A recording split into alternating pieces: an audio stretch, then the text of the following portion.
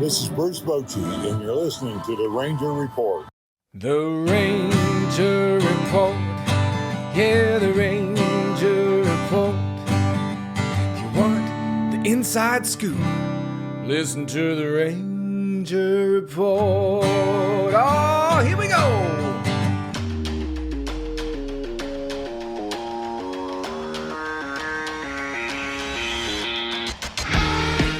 This is the Ranger Report podcast.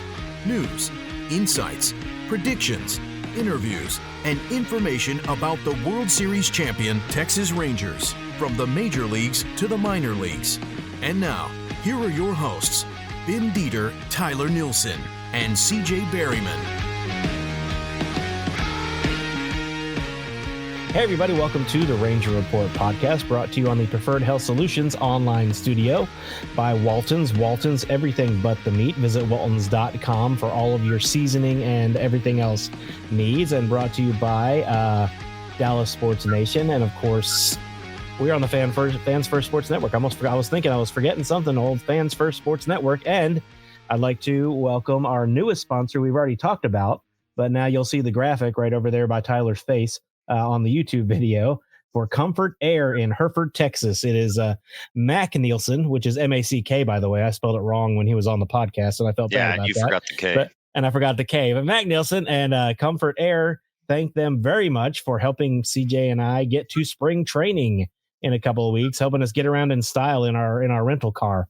So Comfort Air came through and helped us get that. Of course, Walton's helped us. You know, we've had a lot of people help us get to spring training since we're going this year, but especially Comfort Air. So you guys, if you're in that Amarillo, Hereford, or surrounding areas, all your air conditioner needs, man, go to Comfort Air. Tyler, why don't you say a little something about it? Because I know that's your brother.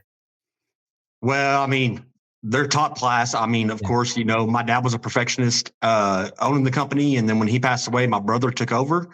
And my brother's very, grateful to be doing this for the podcast, since I've joined and helping everybody out, the podcast and watching it grow. So thank you, Mac.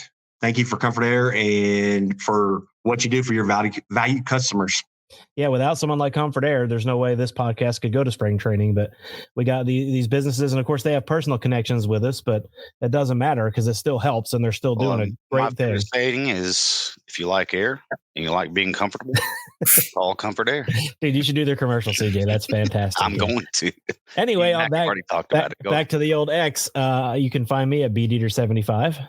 You can find me at CGB_RR. And I do want to say real quickly, with the wildfires going on up here in the Panhandle, we had some serious scares. Tyler and I were pretty much preparing to evacuate Tuesday night when that thing started hitting Pantex, the biggest nuclear power plant in the United States. So we were kind of preparing there. And then all of a sudden we wake up this morning to snow. Mm-hmm. And then tomorrow it's going to be 70 degrees and winds high and fires are going to be ablazing. So everybody be safe around this area, please. Just keep watching what's going on. Yep. And I am Tyler Nielsen. You can find me on the X at the Ranger Report podcast. And like CJ said, just keep everyone around here in the Panhandle in your prayers. It is the largest wildfire in Texas history. In the history of Texas. So it's because all them California people that moved here, they brought the fire. Yeah, I give you that, Ben. Yeah, just keep everybody in your prayers. I know there's already been 2 confirmed deaths. Be with those families in your thoughts and prayers. And north of us, Tyler, is where they died. There was one in Fritch, I believe, Fritch, Texas, and then there was also one lady got out of her vehicle, I believe, outside of Pampa, Texas, trying to escape the fire and perished, unfortunately. So fires are nothing to joke around about, but these are times as a community we have to come together and help each other out. If there's anything y'all can do around here in the Amarillo community, me and CJ would be more than willing to help deliver the goods to the surrounding areas. So just reach out to us and let us know if anything y'all can do by helping out. Thank you. You can find Tyler. His email is now Tyler@therangerreport.com.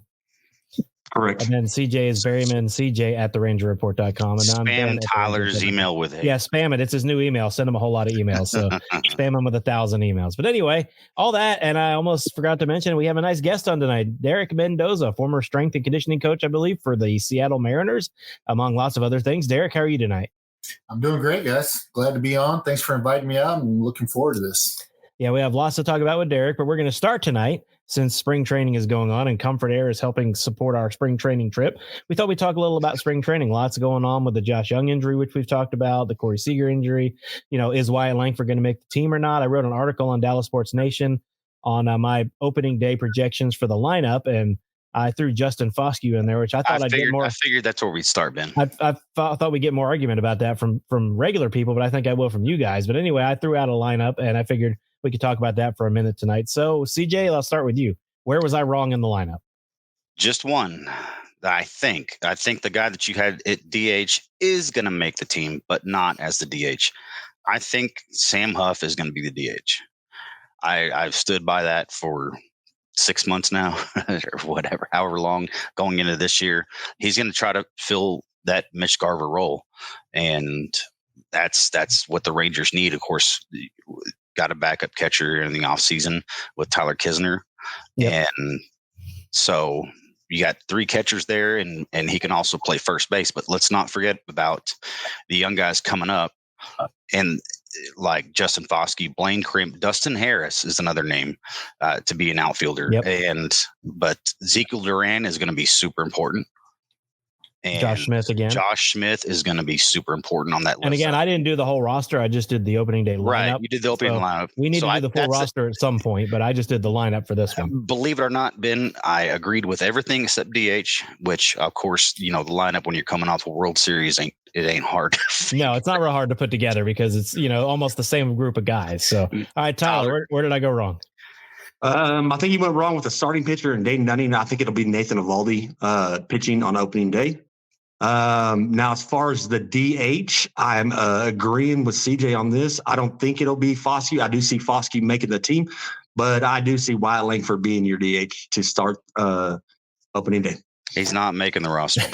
I'm telling you. This is going to be fun to argue for the next month until the season starts. Right? That's what we're here to do. That's what we do. We debate. And I saw Jeff Wilson in his at rangerstoday.com wrote that he thinks Langford now is going to make the team, although all season he was saying he wasn't. So, when Mike Maddox, you guys read this, and Tyler turned me onto that article by Jeff Passan, where Mike Maddox said he just saw the best player on the field, and it was Wyatt Langford. So, the coaches are noticing how good this kid is. He doesn't have 200 at bats as a professional. He doesn't have 100 at bats. He's got a little over 100 at bats. Does he? A little over 100? Hey, but here's the deal. Did Evan Carter have 200 professional at bats? Yes, he did. He went through 3 years. Yeah. Yeah, but it's the same thing. You're looking at a 20-year-old kid versus a 21-year-old kid. If Bruce Bochy, which we've talked about this over and over on podcasts, if Bruce Bochy sees a potential and that Wyatt Langford could help this team win now, that he's not going to hold the kid back. I know that. Yeah. I know. I'm not disagreeing with that. If Bochy decides, he's making the team, am I going to sit here and say, oh, that was wrong? Hell no. We just won a World Series championship with him. Right. And we watched him win 3 before, 1 against us in 2010. And 2 weeks from now, CJ, 2 weeks from now, you and I might be saying a different story once we see the kid actually play next week. Yeah. We have no idea, but I just don't. I just want to see him start in AA, get a month in, start in AAA at the next month, as long as he's doing as well as the team, as long as he's doing what they want to see. And then after that, and of course, injuries always come into play. I was about to say one spring training injury, though, and Langford's definitely on this team. CJ, let me ask you this. So you've already seen what he's done at AA last year. You've already seen what he's done at AAA last year. Why do you have to give him another opportunity to prove what he has to do at AA and AAA? Under 200 at bats, teams and opposing pitchers have not had time to figure him out yet. He's not gone through those growing pains. He hasn't gone through a long session of, a slump where pitchers have figured him out, and he's going to have to adjust back to them the way they adjusted to him. I want to see that before I say he's going to make the major. And here's my thing, Tyler and CJ and Derek. Here's my thing with him is they don't want him sitting on the bench. They want him playing. And I'm afraid that if he's with the Rangers, he's not going to be playing every day. He'll be playing 3 games a week, maybe 4 games a week. And I think the Rangers want him playing every single day. And that's the main reason. Playing outfield, because he's a damn good outfield. And I don't think they want him DH, and I think they want him playing in the field. So that's why I think he's going to start in the minors. And I think, like I said, that's why I think he's one injury away. If Leody Taveras goes down, if God forbid Adolis goes down, if Evan Carter starts the season 0 for 70, something like that, you're going to see Wyatt Langford. Or even if Travis Jankowski goes down, I could see Dustin Harris. You got to remember Dustin. You got to remember Dustin Harris too. So there's a lot of in play there for him to make the team. I just don't feel like they're going to do it unless he is so good in spring training that he outplays everybody. And then I can see him making the team. But for right now, I don't see him making the team. But I'm also, Tyler, I wouldn't be shocked if he did. That's all I'm saying. I don't see him making the team, but it wouldn't be like, oh my God, I can't believe it. He wouldn't be one of those shocking guys. Right. Team. Yeah. Like, nobody in this debate's going to be wrong. I mean, if he doesn't make it, I'd be the first one to swallow my pride and say he didn't make the club. But, that's not a bad problem to have, obviously. I mean, we've gone. Like, I would be shocked. I would be shocked if someone like Jack Leiter made the team out of spring training. I don't think he's going to make the team. Yeah, that would shock me. I wouldn't be shocked if Wyatt Langford made the team out of spring training. One name, and we're about the 10-minute mark, so we got to start transitioning. But one name to keep an eye on from the pitching side, because I was a pitcher. Both Derek and Tyler know that. I faced Derek probably 1,000 times growing up. Cole Winn. Let's keep an eye on Cole Winn. And he's having a really good spring, and he's having a good spring. It's make or break for him. He had a good Arizona Fall League. Read a really good article about him today. He's definitely one that could also make the team. I agree. He's one that, like Jake Latz, who's already had a little bit of major league time. Those two guys, really, their time is here. And I'm gonna go ahead and give this real quick. Dark horse candidate to be the number 5 starter, because we all agree we would put Cody Bradford there, right? Yes. Oh yeah. Yeah. Zach Kent. It could happen. I mean, if everybody stays healthy. Problem. Yeah, if everybody stays healthy right now, I think 1 through 5 is set up until around June, July, until everybody comes back healthy. But I think it's set for now. I could see Zach being the long man like Bradford was last year out of the bullpen. Yeah. And then as soon as someone goes down or gets hurt, then Zach steps in and becomes that 5th starter. I could see that happening for sure. Because I think Zach's ready for that jump. Zach is a huge friend of the show, and Zach is a fantastic pitcher. We had him on for 3 weeks straight? Yeah. We had him on, and he pitched the best game of his career, and he called us and asked us if he could come on again. He demanded because he pitched so well on the day of his start. He came on of the day of the start, which is unusual for starters. Yeah, it was pretty funny. All right, let's go. Let's transition. All right, so let's get off spring training. That was brought to you by Comfort Air. So let's talk a little bit, guys. Go ahead and start us off with Derek. Derek, again, thank you for being with us. Absolutely. Thanks for having me. CJ, I'm gonna let you take the reins first. All right, Derek. So how long did you work for the Mariners? 8.5 years. So 8 seasons. Yeah. Okay. So Tyler told me you had a couple favorite players that you liked working with, and they were Nelson Cruz, who obviously we love him with the Rangers, and Kyle Seager, not Corey's brother, Kyle Seager, who we hated because he killed us. Yeah. We hated him because he was so dang good, not because he was a terrible person. Kind of talk about your time there with the Mariners. Yeah, man. I mean, coming up in the minor leagues, there were a lot of players that I loved watching, especially watching their call-ups, right? But especially during spring training when everybody's together, there's big league camp, minor league camp, but in the big league camp, working a lot with, Seager and Nelson. Those two guys are just guys that came in, did their job, and they led by example. In the clubhouse, you had somebody like Nelson Cruz, who was a big talker to the teammates, right? But he wasn't a very boastful guy outside of that. And then you had a guy like Kyle Seager who just led by example. And so that was always great to see, because the dude just worked his butt off, just a good old country boy from North Carolina, and just always loved his presence. When he walked in a room, even though he didn't talk very much, there was just something about him, right, that you felt like as soon as you started a conversation with him, it's like, man, this is just good dude, right? I loved I love getting the opportunity to be able to work with some high level guys like that. And you got to see a little bit of the Adrian Beltre, Felix Hernandez rivalry. So talk about how fun that was to be. Obviously, you're a Rangers fan, but being on the opposing side, just watching the fun that they had, just playing baseball, man. Absolutely. And I think it's even more fun during spring training, right? Because during spring training, you guys have been before and you guys are about to go, but it's such a small, like, stadium feel, right? These stadiums are so small. You're in the dugout, but you know that the fans can hear all the interactions going on.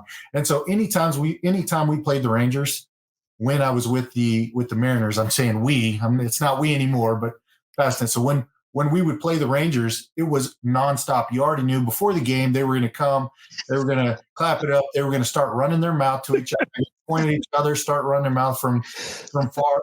Every time they would see each other from the corner as they're walking in, it already started. The chatter's already started, and then it starts in Spanish, and then goes to a little bit of broken English, and it's just fun to watch the interaction because they love each other, but how competitive they are.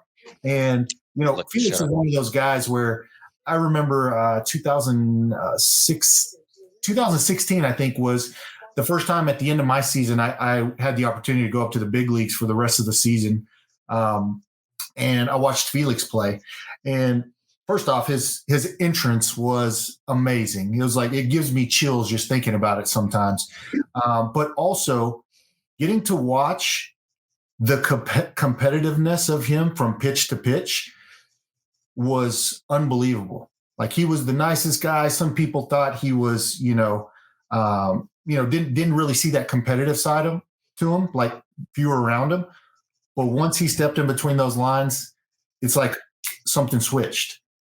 And so that was awesome to see. And then knowing about Beltre, knowing about, watching him for so long, knowing how competitive he was, to see two elite guys who were at the top of the game having so much fun with each other, but still going out and wanting to, hit a home run off Felix or strike him out every time. They knew they did not want to be the blunt of the joke the next time. Because there was going to be some showboating after whatever happened, whether Beltre. I'll be honest. One of my favorite clips of the two of them was late in Beltre's career when Felix struck him out and Beltre swung out of his shoes and fell over.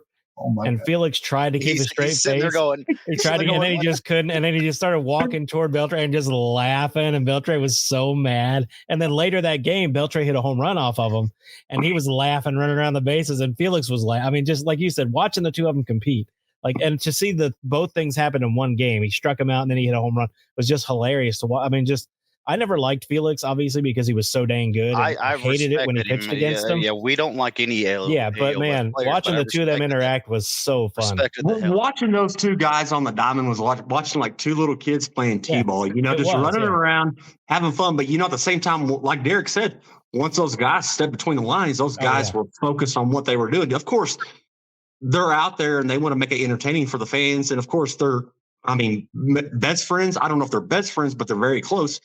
And just to watch them too, you look at a lot of the Beltre funniest moments, greatest things that he ever did, and it a lot of it includes Felix. King Felix. Yep. Yeah, King Felix. So one thing I'll say from a Rangers fan and media person and all that, watching for years, is, like CJ said, I always had so much respect for Felix because he did it the right way, and also just no matter what. I remember the year he won the Cy Young. The Mariners were terrible. He had a losing record. And he had a losing record, but his ERA was something like 2. It was low 2.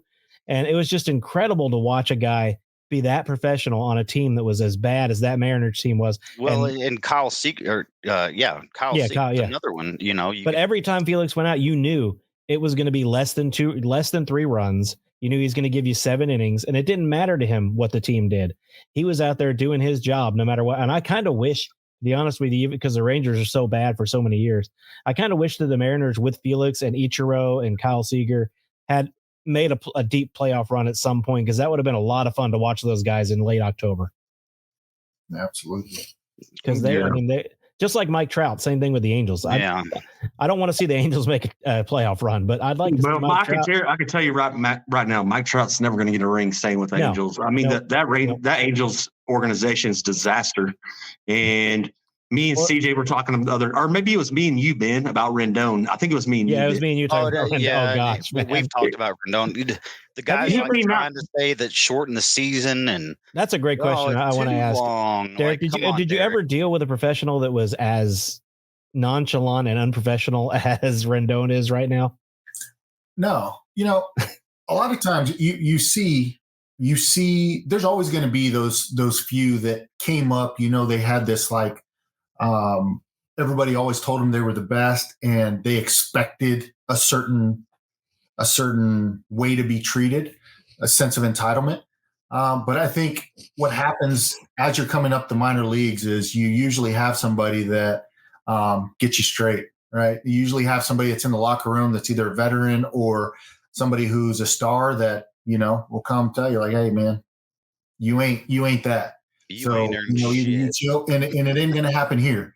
You're not going to act that way here. And that's kind of what I'm talking about. That happens behind the scenes with people that may not be vocal, may not be like a Kyle Seager, who isn't the guy that you look at and is like, oh man, that guy probably keeps the team straight. But behind closed doors, he's one of the guys that's like, if there's a conversation that needs to be had, he's gonna have that hard, difficult conversation. That's what great leaders do, right? So I never had to deal with somebody that was that bad. I mean, I would say in my AA phase, I had probably a couple of knuckleheads that that eventually end up, turning it around and realizing it. But nobody ever that, from what I've heard about Rendon, is like that. So I can't imagine.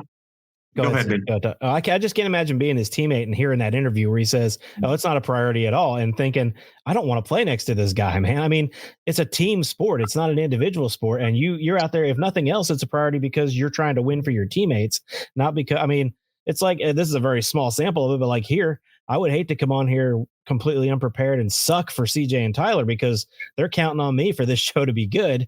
And if I come out here with no preparation whatsoever and say, well, it's not a priority, I'm just here because I'm getting paid, but vice versa. I mean, or like I told Tyler, I imagine it wouldn't be the same. I imagine if I went to my job as a teacher and didn't teach and like, well, I'm only here for the paycheck, that would be the end of my job. They would fire me. It's like, it's weird what you can get away with in sports. With me being an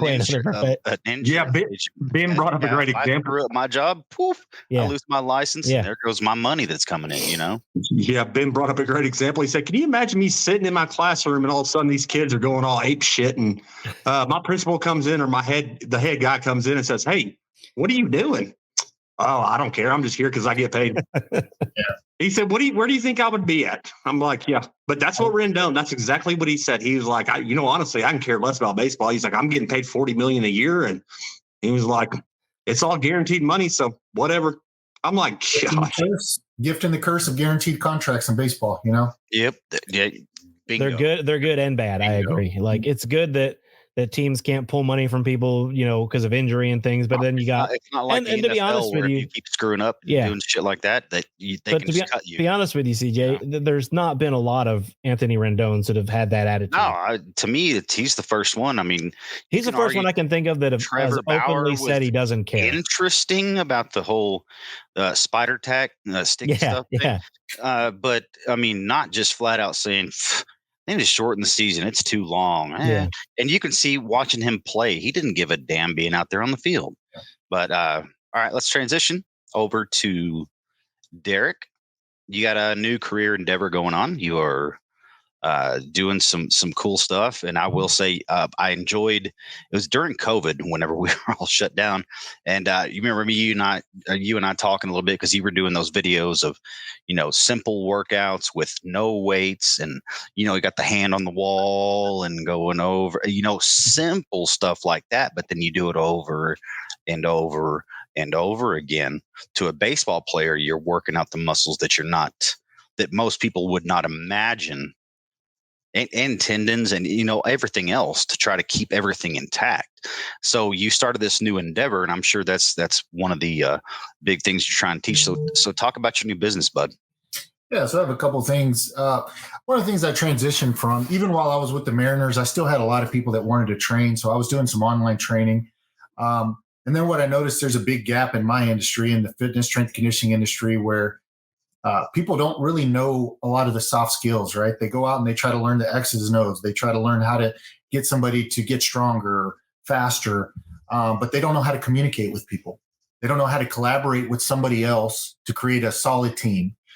They don't know the business and marketing side. So if they ever want to step away from that profession, or they ever don't want to work 60 hours in a gym, how to actually make money on the back end. So a lot of what I do now is I literally just had an event last weekend here where we had 140 something coaches that come in, and independent owners that come in, and we teach them. We bring speakers in, top of the notch speakers in our industry, and they learn, how to communicate, how to collaborate, the behavior change, behavior psychology part of fitness. And then on the back end, I help them build a business.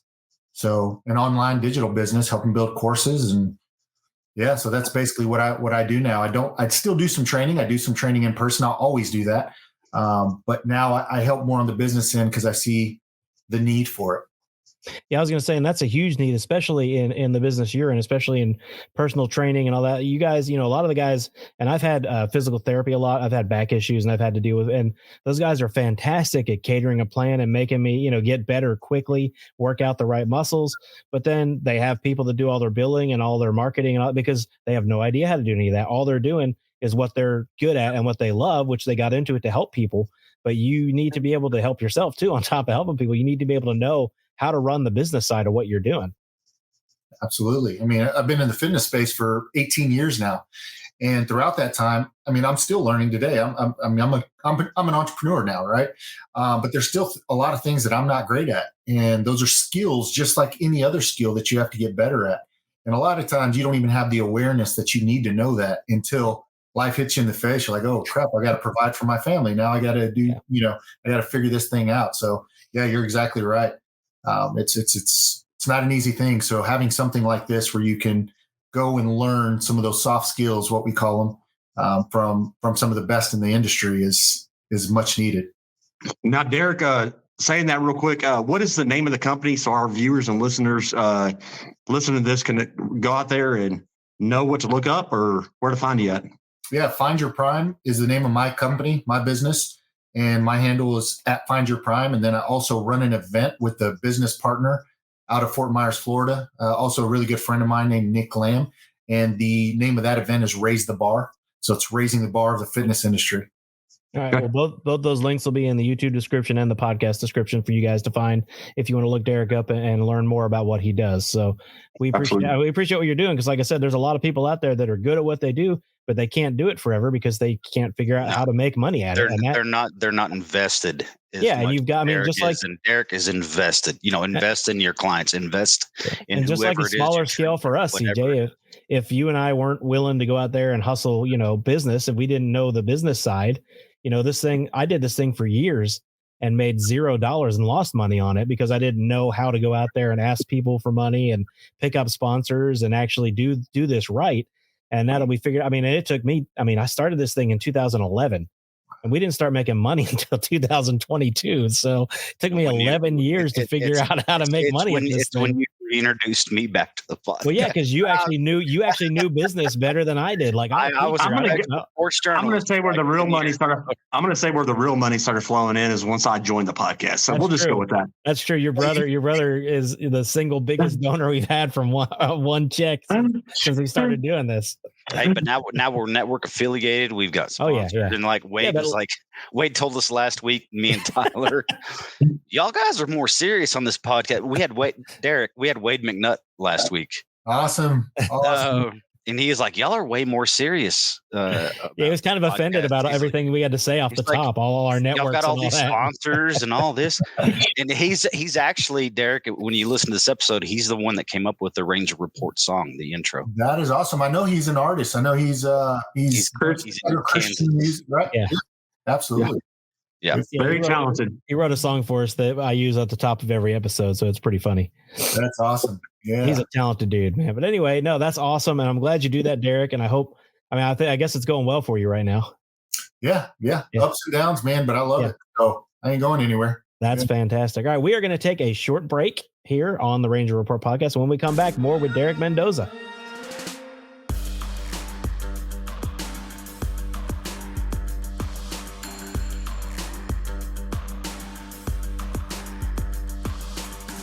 Welcome back to the Ranger Report podcast. I am CJ Berryman here with Tyler Nielsen and Ben Dieter and our special guest host, Derek Mendoza, who we are about to have some stories with because Tyler and I kind of grew up with this dude who was a star athlete, the most feared football player I've ever seen in my life.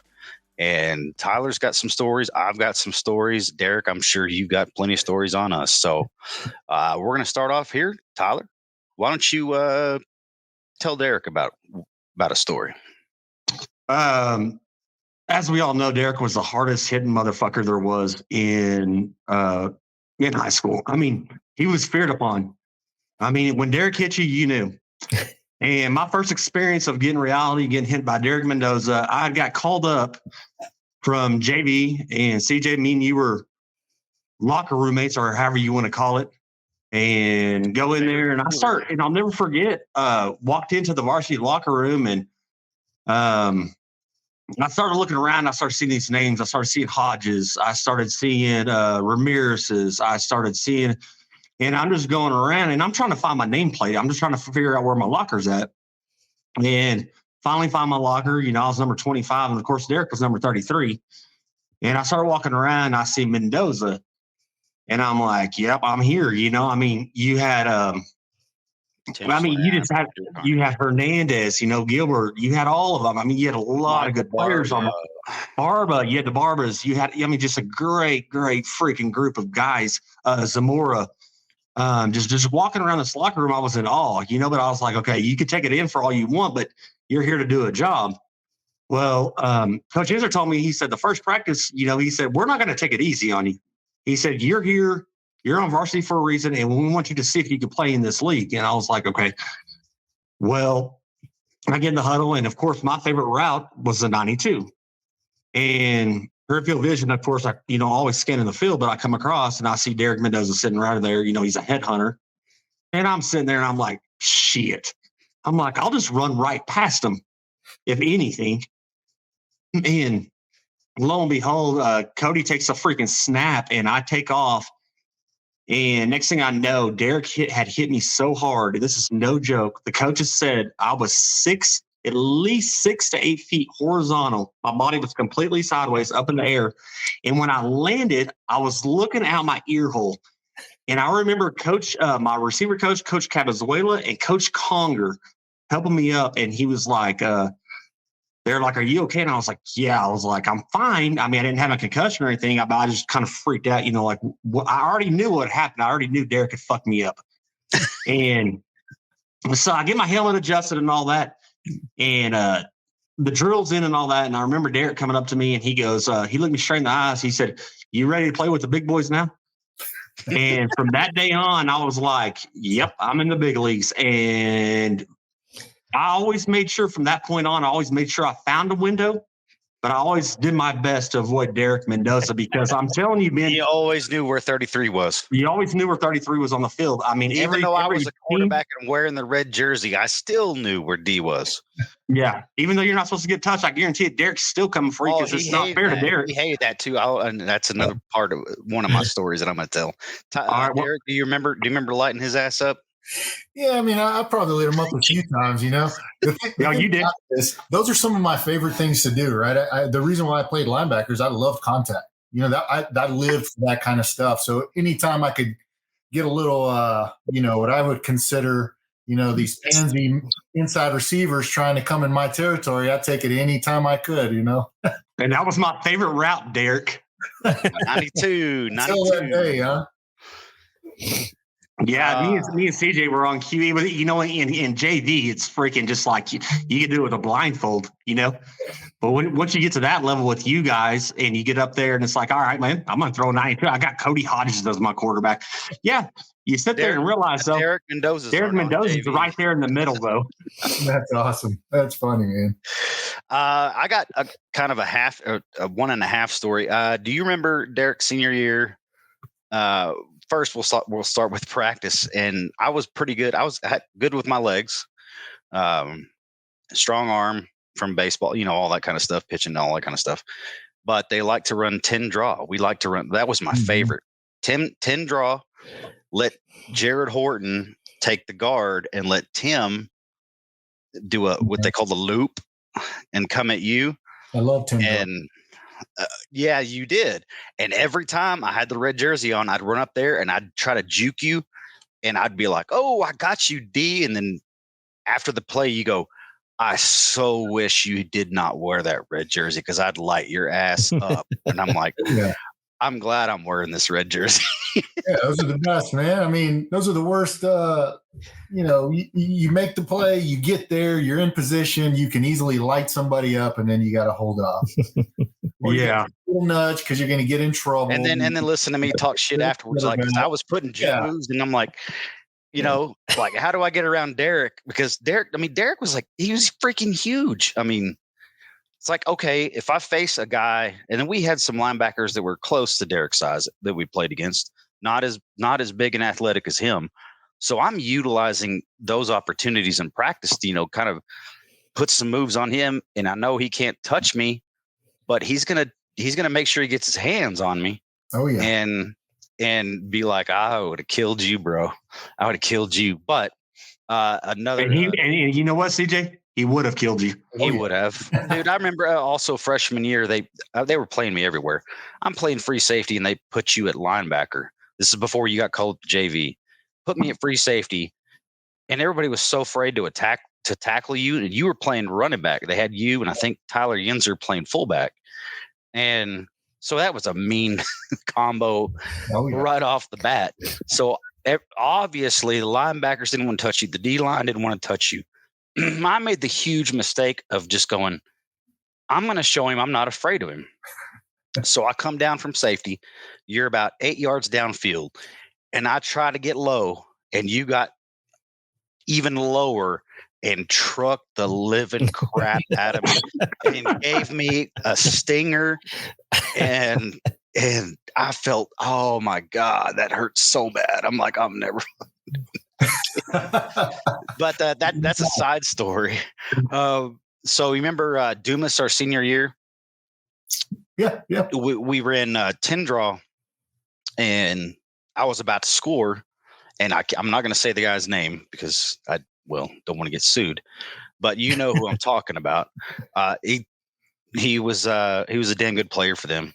He actually tackled me at the 1 yard line, and then started reaching into my face mask and like gouged my eye, like underneath my eye, and I'm bleeding, and I was pissed.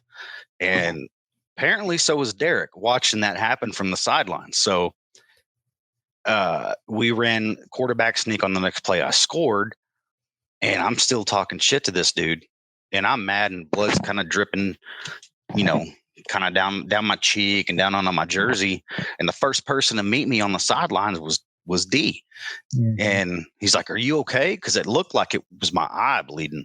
You're like, "You all right?" And I'm like, "Yeah, no. He reached in there and he got underneath my head. He goes, I'll take care of it." Little this dude know, Derek also played on special teams, and this guy was the kick returner. Derek, you know what's coming, right? Yeah. So kickoff happens. He returns it out of the end zone. He goes to the right sidelines, and Derek hits him so hard, he flies right from out of bounds. I mean, right as he was stepping out of bounds, Derek hit him so hard, launched him onto the track and into the bench. And the guy actually tore his ACL on that play. Man. And Derek came back. He came back after. I was like, "Dude, you didn't have to do that." And he goes, "I told you I'd take care of it." Hey, it's like the old saying goes, gentlemen.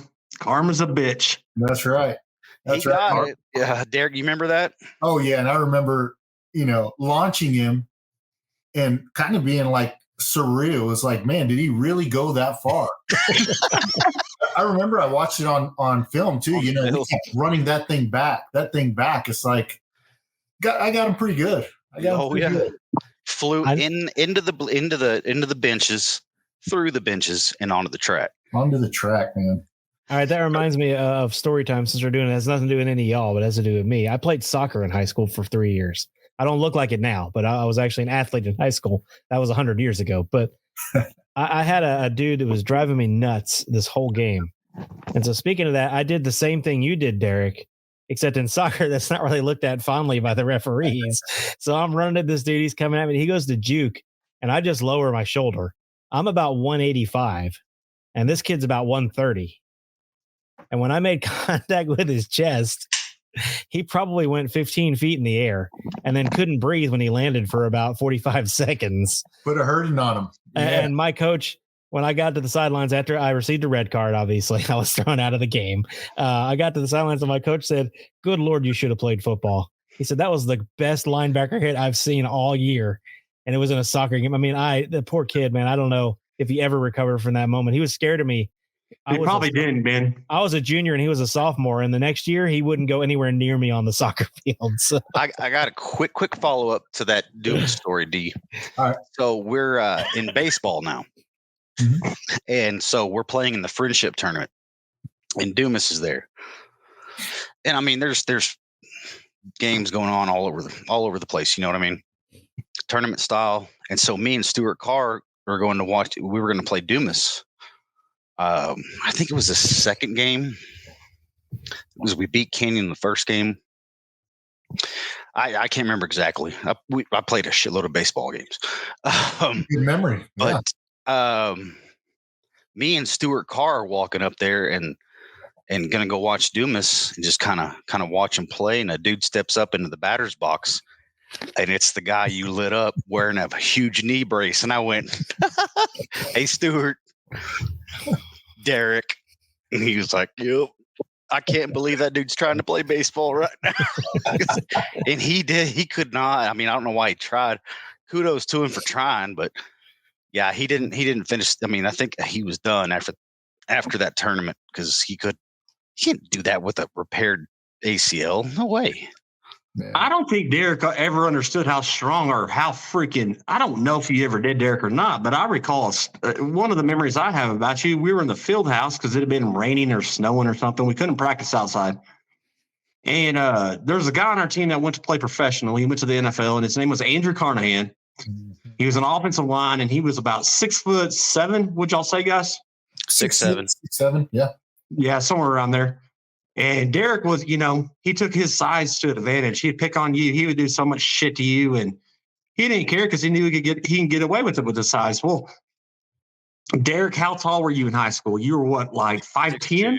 No, I was 6'1". Oh, were you in your 6 foot? Yeah, I was 6'1.5". Yeah, 6'1.5". But Derek didn't put up with shit.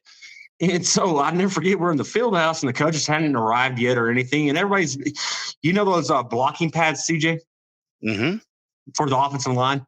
Well, freaking Carnahan's chunking that shit hard, dude, hitting people on the head. I mean, their backs are turned. He was, Derek, you know this. Andrew was a damn bully. He was a bully. Anytime he got a chance, whenever we got to athletics, he was a damn bully because and they were sitting there. Until freaking Derek and them were in a group talking, him and some buddies. And he kept on chunking over, and I think he hit Anthony Ramirez. I want to say it was Anthony Ramirez in the back. And you got pissed, Derek. Mm-hmm. And you looked over, and you looked at Andrew, and you said, "Throw one of them motherfuckers at me again and see what happens." Well, Andrew, being all goofy and freaking what an idiot he was, he thought it was a joke. Well, he threw one, and I don't know if it hit you in the back of the head, Derek, but I know it definitely hit you in the back, somewhere in your head or the back. Mm-hmm. Next thing I know, I see this freaking rocket coming across full speed in a full freaking sprint running across this field house. And Andrew had his head turned to the left, and Derek T-boned him so hard. Scared the living shit out of him. And Andrew was on the ground wheezing. He was going, I don't think he was like, and Derek was like, told you, don't fuck with me, dude. And he gets up and Derek didn't even freaking fall. Derek just took him out. And Derek just walked over. He's like, nope. What people also don't know, Derek, was big dude, big supreme, one of the best athletes Hereford's ever produced.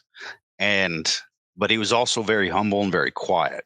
Yeah. He really didn't talk a whole lot of shit unless we were in practice. Mm-hmm. He didn't talk shit to the opponents hardly at all. He just went out there and killed people. And those were always the scary guys, the guys that wouldn't talk crap, and then you knew that like if it came down to it, they were going to murder you. Those are the guys that scared me in athletics as a high schooler. Well, that's what Derek was. I mean, that's what I'm saying. The quiet, calm one, and then you see him. But here's the thing, Ben. Derek was scary physically in person. Yeah. So the fact that he was quiet, we appreciated that. Yeah. So I know you know who I'm talking about. There was a lot of guys that were mouthers, run their mouths, and one of your friends in high school whose ass I kicked regularly, and I'm sure you remember a couple of the fights that I had with him. Which no names. Derek broke up. I'm not saying any names, but I mean, we have a lot of listeners now. Don't drop any names. Yeah, no, but Derek knows who I'm talking about. A guy Derek knew very well that loved to just talk shit and get into fights, and he'd fuck with me too many times, and I'd have to handle it. So I had a few fights in football practice and at baseball practice with this guy, and I always came out on top. I'm a guy. You're a scrapper, CJ. You're a scrapper. Yeah, I mean, just keep poking at me, and I'm finally going to just unleash. Now against Derek, I'd let Derek know. Derek never picked on anybody. He never really did, ever. But if he did, I mean, I'd let him know, and I'd probably fight him and get my ass kicked, because I have to at least let him know, look, man, I ain't putting up with this shit. That's the kind of person I was. CJ, there ain't no probably in it that you would get your ass kicked.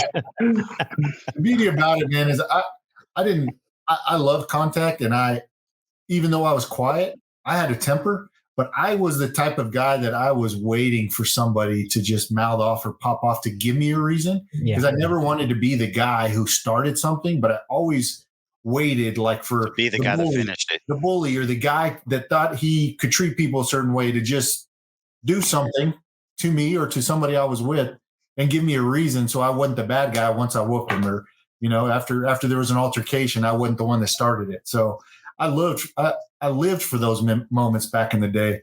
But I remember the Andrew Carnahan thing. That was a crazy thing, because he always was trying to pick on people, and him and I would have at it. I mean, I loved going against him in practice, because I had leverage. I was, like you said, I was super strong. That was probably one of my biggest skills, is I was much stronger than I would say everybody else. You were. I mean, it's a fact. It wasn't even close. And so, that was one of the things that people couldn't get around him, because he'd get a hold of you, but I had brute strength, where I was a little athletic too, and I could, overpower him with some strength. So I loved being able to get on the field with those kind of guys who were a little bit more like empowering or overpowering, that if you were smaller, or, they could take advantage of you. And I love that, the competitive part of that. So talk about your time playing linebacker at North Texas. I know you had a few injuries there, or a couple injuries there that kind of, how long did you play football at North Texas? Was it 6 years? I was there for 5 years, and my first year I redshirted. And, the crazy thing about this, and I've told this story a lot lately, because a lot of people have started asking me, as we've gotten depth with a lot of new people in the fitness space that I'm coaching and mentoring. I've started to tell this story a little bit, and I didn't tell it a lot, because I remember when I came into North Texas, I was the guy that was used to being an athlete and not really having to. I worked hard. I was in the gym all the time, but I didn't really know what it was like to take that next level of working hard. And I remember my first practice, and I'm out there, I'm like, man, everybody's just as strong as me, as fast as me, and as big as me. And I walked into the linebackers room, and they had all of the linebackers listed out, and they had each position. And I was literally, I don't remember if it was 17, 20, 23, but I was the last linebacker on the list. And so I remember how that made me feel. And so I had gotten injured, a very little injury, but we thought it was going to be serious. I had hurt my knee in the spring practice. And I was like, man, I thought it was a little more serious than it was. But I remember being on the phone with my mom on the way home after practice. And I'm like, telling her what happened. She's like, oh, consoling me like a mother would. But I remember thinking like, man, this is my opportunity to go home. This is my opportunity to like say I got injured and, this is just what happened. I got injured. I tried and man, this ended my career. And so that was like a turning point for me because at that moment I had to make a decision, right? I was like, man, I'm not as good as everybody else, or I'm not better than everybody else like I was used to being. And now is a perfect opportunity to pack my bags and go home. And I was homesick. And I remember that night I had some deep conversations with myself. I'm a spiritual guy with God. And I remember thinking, I gave myself basically two choices. I said, okay, you can pack it up and go home right now, and that's fine. You'll have an excuse. Or you can stick it out. But if you decide to stick it out tomorrow morning, when you make the decision, you will never give yourself the opportunity to quit again. That's not even an option. And so I remember that was like the turning point for me. And from then on, something clicked. And I started watching the people I had people in front of me, like Chris Hurd, Cody Spencer, who played in the NFL for a while. That was a middle linebacker that I just sat back and I watched, I observed. I would get to the field and I'd see what they would do to prepare. And I started, creating those same habits. I had the skill, but what that next level was, what it meant to be prepared. And so from then on, we opened up against Texas my redshirt freshman year. I remember this. I was in the Air Force and I was stationed in Guam. Yeah. And I remember this. Looking at the stat sheet. Yep. Winning the starting job. And from then on, for the next 4 years, I started every game except for injuries. So I had a couple of knee injuries that keep me out 2-3 games here and there. But I remember getting there and not being the best and now having to work for it and figuring out what that meant, but also having to not tuck my tail and say, hey, when you're used to being the guy and then all of a sudden you're not the guy, that's very intimidating. That's very like, man, what? Somebody just punched me in the mouth now, right? Now I'm not the guy that's beating people up on the field. Now I'm the one that's getting beat up. I'm the one that's, so it was a crazy experience to kind of now looking back, seeing like, oh, it was that one decision I made. And so I use that a lot. It's like you're one decision away. Yeah. I didn't decide leading up to that moment. It took that time, something to happen for me to say, you know what, I need to decide. And when I decide, there's no looking back. And so, yeah, I loved it, man. I loved it. Once I earned that starting role, I became a captain my junior and senior year. And it was just an honor to be able to, be looked at as somebody who was somebody they could emulate, right? Somebody they respected after the way I felt about myself when I first got there. So I loved it, man. It was some of the best years of my life. Well, Derek, and I think it's also a testament to what kind of what CJ had mentioned earlier about how humble you are, but I think it's a huge testament to your faith. God gets you through a lot of these things, through your ups and downs. And, like you said that night, you went through your faith and you had two options basically. And I think it's also a testament to your family. I know your dad very well, and I know your mother very well. And you were raised the right way as a kid, and it obviously shows. And now, do you know your actual stats while you were at UT? How many tackles did you end up with? I actually have no idea, and I've purposely not looked at my stats because, and here's the reason why, is because I have a lot of friends who that's all they cared about. What's in the box score? Yeah. And to me, what always mattered was when I would have a safety that would come up to me and tell me, like, hey, I love playing behind you because I know you're going to plug a hole. I know you're going to do what you can in pass defense. And those are the kind of things that matter to me. I love plugging holes. And so a lot on the stat line that doesn't show up, is what I thrived on. Yeah. So I purposely haven't looked at that. I'm sure it's easy to look up. I'm sure it's over, I don't know, over 100 something. I don't know. But yeah, I don't really, I've kind of always been that way. I'm a numbers guy, but not when it comes to like stats.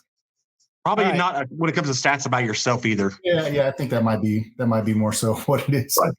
All right. Before we let you go, we're about to wrap up. And again, Derek Mendoza, thank you for joining us. CJ has one more story he's got to get in here before we wrap it up. And he's excited about this. Speaking of stats. All right, CJ, let's go. So I am holding in my hand one of my no-hitters thrown, many no-hitters. But this one's special to me because Derek was not just a murderer on the football field. He was in the batter's box as well. And actually, I only gave up 2 home runs to him, and that was when we were playing in majors, which had happened in the same game because I left the fastball too high, and he just like stuck his bat out there, and bam, it was gone. But this is a little before that. This is dated June 22nd, 1995. CJ Berryman, shutout, no-hitter. Coach Eddie Ambold, God bless his soul. Coach Charlie Kerr. Phillies, 3. A's, 0. Who played for the A's that day? I remember this vividly. I remember that game. I decided I didn't want to play that game because I wanted to bullshit. Come on, D. That's what I think. I think CJ just found I think CJ was bored. He got grounded one night and found a baseball in his closet and just started scribbling this stuff on a baseball. No. I will admit that baseball does look like it is vintage and it was not made recently. So okay, we gotta This baseball is since 1995, bro. That's crazy. Do you remember me throwing that no-hitter against you? I mean, I'm not going to admit it, but I'm not. Yes, I'm not. Hey, I thought you said you were humble. I'm not going to say that I don't not remember it. That was crazy. I mean, and we were kids. No-hitters don't happen. No. Unless you're a badass pitcher. So I am going to tout myself because I went against this dude. There was one play, and I'll never forget. Derek got one, and it just happened to just be a laser to right field. And our right fielder, his name was Eric Ambold, stuck his glove out there. I mean, he was so uncoordinated. That's why he played right field. Yeah, I was gonna say that's why you're in right field. I played right field my whole career. If that tells you anything. So uncoordinated, and I knew it was like we actually went 6 innings, I think, because we had time limits back then. I think we went full 6 innings. 6 innings back then. Mm-hmm. And Derek hits this laser. I mean, I don't think I've ever struck you out, Derek. Maybe once or twice. I don't remember them. Oh, come on, say you remember, and it was like a brilliant. I'm being honest, man. Derek's like, I'm pretty sure you never did. No, I don't. He always made contact, and usually it was hard ass contact. No, okay. Now it's kind of coming back to me. I got him so I was trying to keep the ball low, and he grounded out to me twice in his first 2 at bats, which were actually weak grounders. And then third at bat, and Charlie Kerr and Eddie Ambold and everybody knows I got a no-hitter going. And so they're sitting there. I'll never forget it. Charlie Kerr in the dugout. He's going, he's got the scorebook and he's like, CJ, you have a no-hitter going? I'm like, what? Why would you tell me that? Yeah, don't tell me I'm that. like, well, I was a kid too. I was like, what? And so all us being kids, all the kids going, he's got a no-hitter going. And, I obviously was a baseball fanatic. And I was like, okay, y'all sit over there. I'm sitting over here. And so I just sat there and I'm sitting there going, and I said, Coach, I think it was Coach Ambold. Eddie Inbolt, he gave me the lineup, and I'm looking at who I got to face next in the sixth. And the first guy I had to face in the sixth was Derek Mendoza. Now, I knew the two guys after him, I could strike out. That was no problem. Well, that's when you just walk them. Yeah. Oh. You didn't have Just walk them. You'll still have your no-hitter. You didn't have a perfect game going. You had a no-hitter, you know? You had a no-hitter. I think I had 4 walks that game. Yeah, so I'm saying you should have just got up to the freaking 6th inning and just walked him because you already knew you're going to strike out the next 2. No, you do it the hard way, I guess. Yeah, I'm gonna do a layup for him, you know. Right. Derek drills a laser to right field, and Eric starts running towards it, and I'm just like, please hope that it just hits his chest so hard that it just sticks. To keep my noter. Sure enough, he just stuck his hand out. The ball hit his glove. It was like Sandlot when Smalls catches his first damn. Yeah, he just stuck. I mean, he had the fucking glasses and everything. Stuck his hand out. The ball hits his hand and it spins him around. And he gets up and he looks at his glove. He's got the damn ball. And I'm like, I'm about to throw a no-hitter. I got past Derek somehow. I'll just let you guys know. You said about right field. As a right fielder, I made some amazing catches that didn't have to be. Oh yeah, because I misplayed the ball so bad I had to make diving catches to save myself. I made some great catches. I made some highlight reel catches that probably should have been lazy fly balls, but I'd run 15 steps forward and realize, oh man, that's over my head, and I'd turn around and start sprinting, make some great catches. Well, Ben, it's funny because as my brother would say, he sat out there as a right fielder and did Indian style and picked daisies. Yeah, I did when I was a kid. There you go, hey, I'll tell you what. Yeah. CJ never he is every time I've talked to CJ where there's been years apart, right? Where we'll talk, he never lets me forget that story. So well, and there's a thing. Here's a weird thing too. Even in basketball, growing up, you and I were never, not one time, on the same team in anything. I know.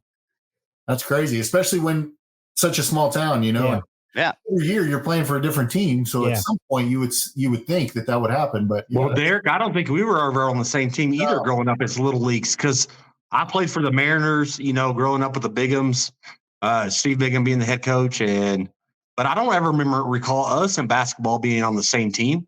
Other than high school, Derek played for Nazarene. I remember I played for West Central. We swept y'all. Or swept in fifth grade. We swept. You played for West Central. You played for the team that combined all the public schools. That's true. Exactly what they did, Derek. Played against the private schools. Come on. Yeah, we had Jeremy Blakely. We had exactly. It was all the schools combined. Exactly. And we were still giving y'all hell. So, but the kids from West Central was the ones that made up the team, though. I mean, we had Jeremy, sure, which Jeremy was badass, but me. I mean, believe it or not, there was one point in time in 5th grade I was actually as tall as Derek. Yeah, I played that's long gone. I played with Derek. Do you remember? Right after that, yeah.